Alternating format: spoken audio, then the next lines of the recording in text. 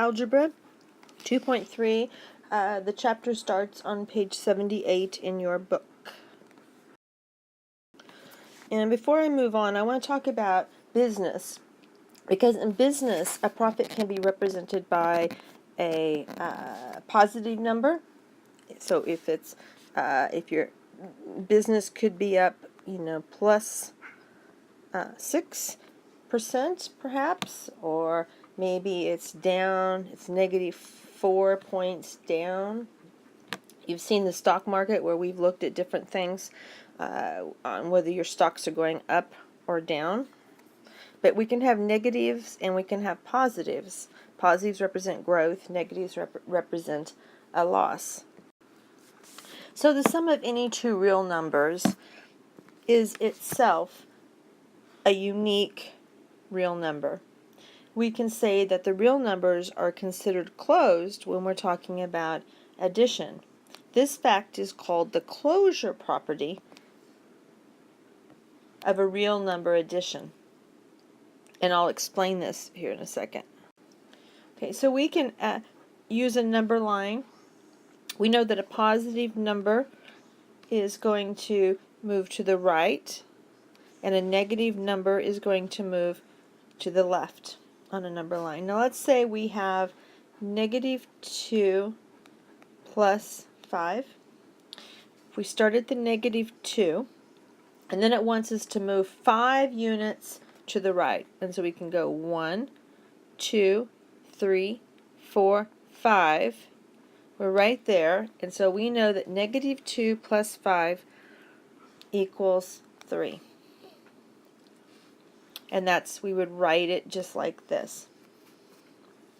Let's say that we have another one, which is, let's say 2 plus negative 6. So let me come down here and erase my markings here. So the first one is 2.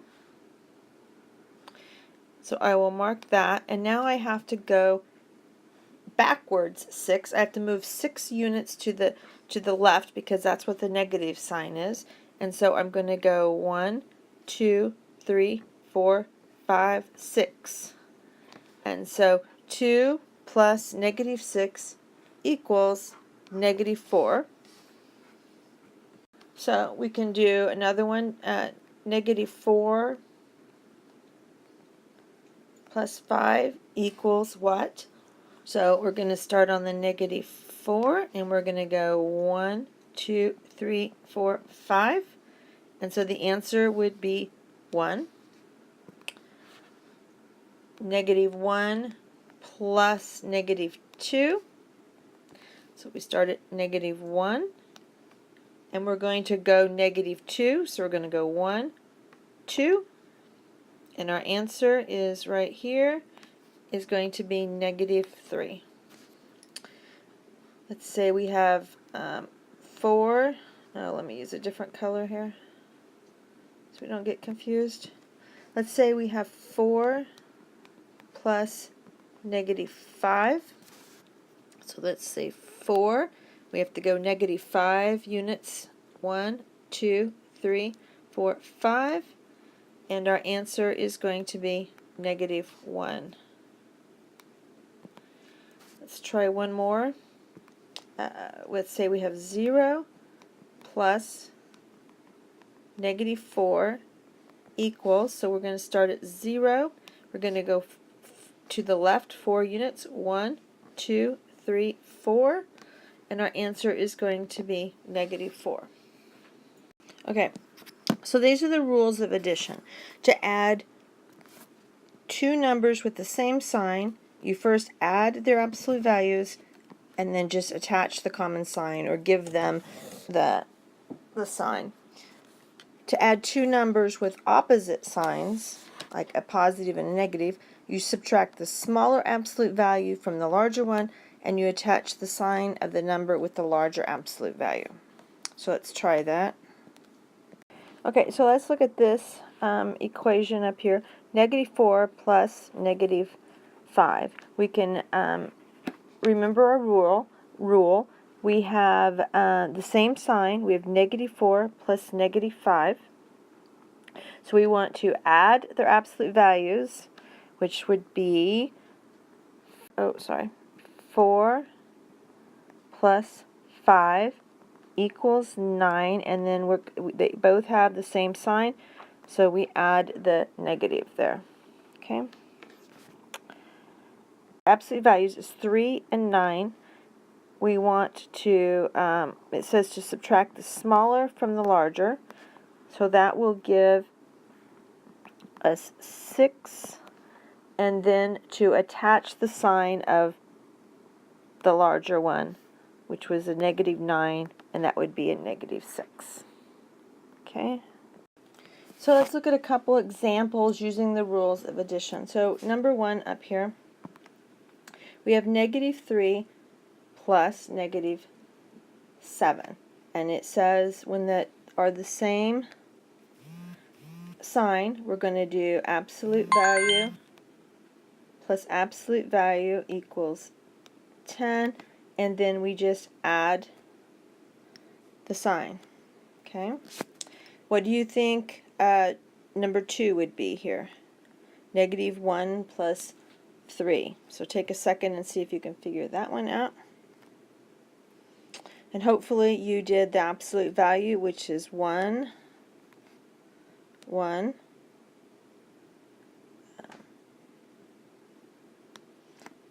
and 3. And we're going to subtract the smallest absolute value from the largest one.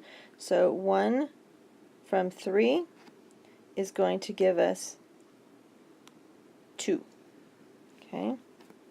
That would be -1 from 3 is 2. Okay. Number 3 here is 8 plus -3. Again, we write the absolute values down.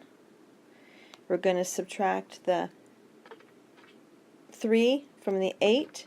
That gives us 5, and it gets the sign of the largest number, so that is +5. And then 2 plus 3, both positive, is just +5. Okay. So just to recap, we're looking at just the addition here. If they're the same sides, you add and keep the sign. If you're adding different sides, you subtract and take the sign of the number with the largest absolute value, which is basically a different way of saying what I said earlier. We have 5 properties of addition. That's my cat. It's purring again. It's trying to bite me. Don't know why. The first property of addition is the closure property. We have the associative property, the commutative property, I can never pronounce that right, 4 existence of an additive identity, and 5 existence of an additive inverse. And I'll go through these one by one. So the closure property of addition basically means that A, whatever number that is, plus B, whatever number that is, that it is a real number. And that the sum or difference of 2 real numbers equals a real number. Okay? So 4 plus 2 equals 6 is the sum of 2 real numbers that equal a real number. That one's pretty simple, and it's just kind of obvious. The second property, which is the commutative property of addition, means that you can change the order of the addends. And that means that 3 plus 8 equals 8 plus 3. I mean, it doesn't matter whether you have the 3 first or the 8 first. You can change the order, and it doesn't change the sum. Okay, this one is what's maybe funny called is the friendship property. It's the associative property, and it doesn't matter how you group your numbers. You could have 1 plus, and then you could have the 2 plus the 3, or you can have the 1 and plus 2 in parentheses plus the 3. It doesn't matter how you group the numbers. Any which way, you're still, it's 8 plus 5 plus 4, 8 plus 5 plus 4. You can group them anyway, but the answer is always going to be the same.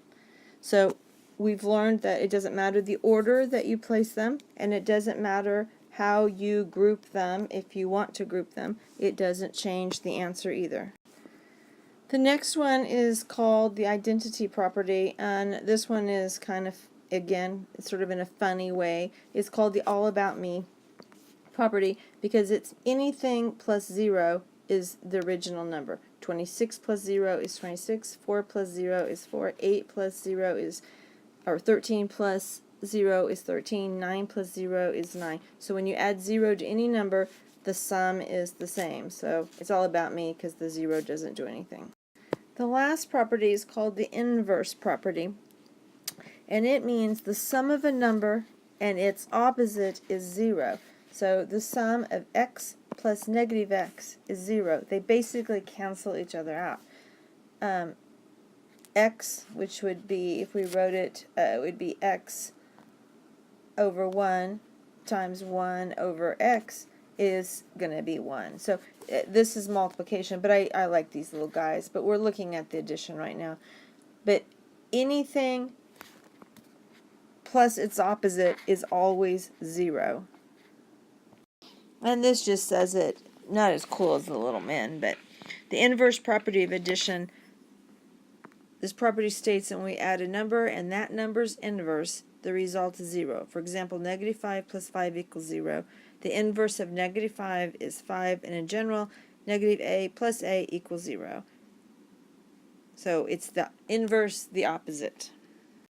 So page 79 in your textbook has a box at the bottom of it that lists the properties if you need to refer back to them to answer the questions on your assignment.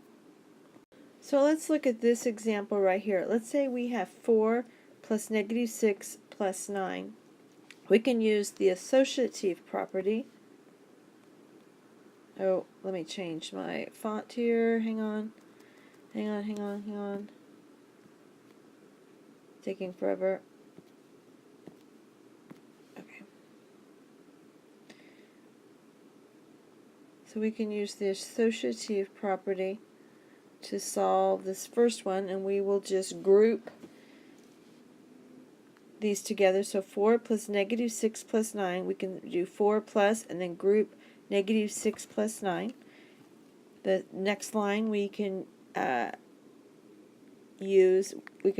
subtract negative 6 plus 9, that would be 3, and we would end up with 4 plus 3, and then we end up with 7. Oh, this thing cut out on me, so I'll have to say it again. I don't know if you got it.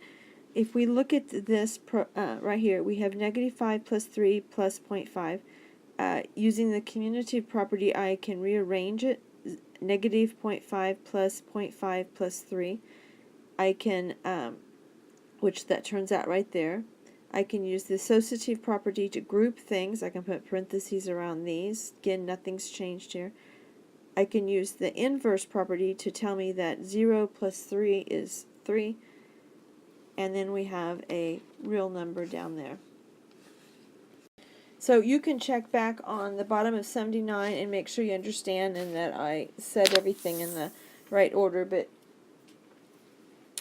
basically you can see what I'm trying to do. So what does all this mean? I mean, some of this is just intuitive.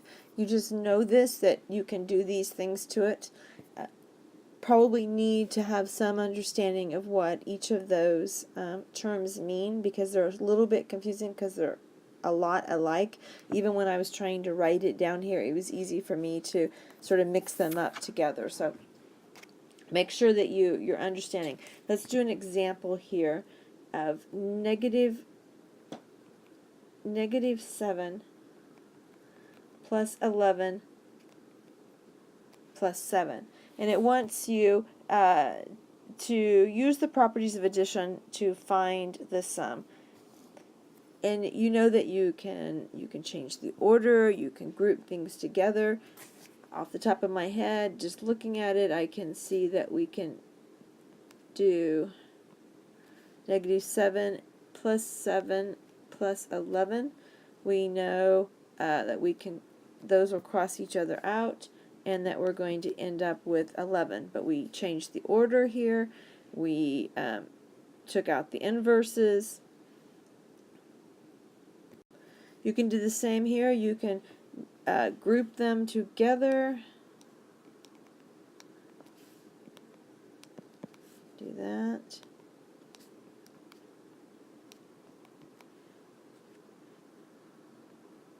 And you're going to end up with -2. This one, we can do 3 plus, and now we're going to have -1/3 plus -2/3. This is going to be 3 plus 3/3. That's a negative. And then we'll have, so 3, we regroup it here, and -1/3 plus -2/3 is -3/3, and that equals a whole, so 3 plus -1 equals 2.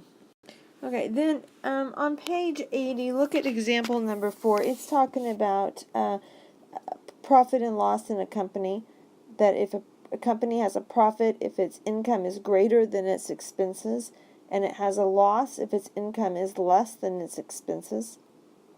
Income and expenses are always positive, but business losses can be indicated by negative numbers. And so example 4 there, basically in the middle of the page, it says use addition in real life, and it gives you sort of a profit and loss statement for January, February, March, April, May, and June of a company. And then it shows you the solution using the calculator.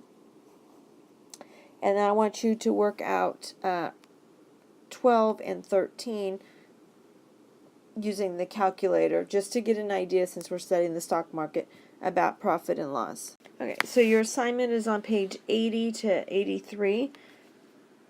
You're to do numbers 21 through 26, 33 through 35, 47 through 49, 55 through 58, 65 to 67, 71 to 73, and 77 through 79. Have fun!